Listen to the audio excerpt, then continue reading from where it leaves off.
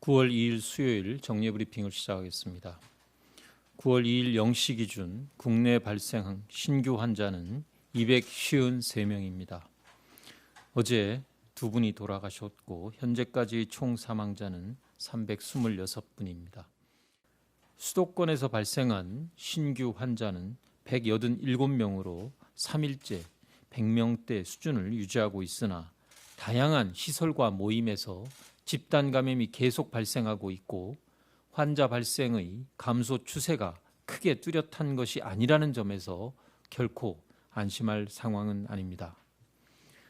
오늘 위중증 환자 수는 124명으로 위중, 중증 환자 수가 계속 증가하고 있고 특히 집중적인 치료가 필요한 위중 환자 수가 40명에 달하고 있습니다.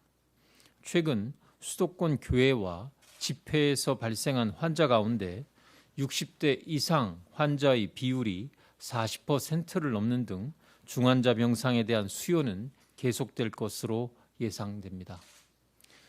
이에 따라서 공공과 민간 기관에 대한 지원과 협력을 통해 추가 병상을 확보하는 데 총력을 기울이고 있습니다. 우선 긴급하게 이번 달까지 코로나19 중증 환자만을 위한 병상을 110개까지 추가 확보하겠습니다.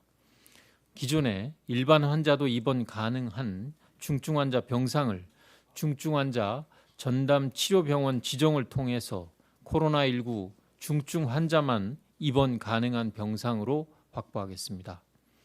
지정된 전담병원에 대해서는 적극적인 손실보상과 충분한 인센티브를 통해서 적극적으로 병상을 확충하도록 하겠습니다.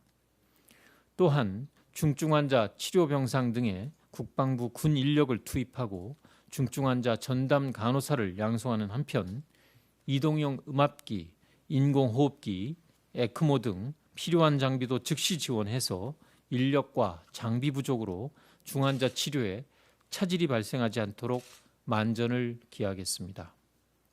중증 환자 치료 병상 확보를 위해 의료기관에 총 1,054억 원을 지원하여 9월까지 110개의 병상, 연말까지는 103개 병상을 차례로 늘려 내년 상반기까지는 모두 496개 병상을 확충할 계획입니다.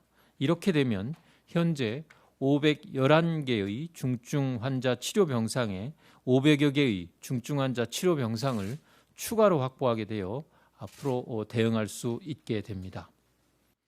생활치료센터 역시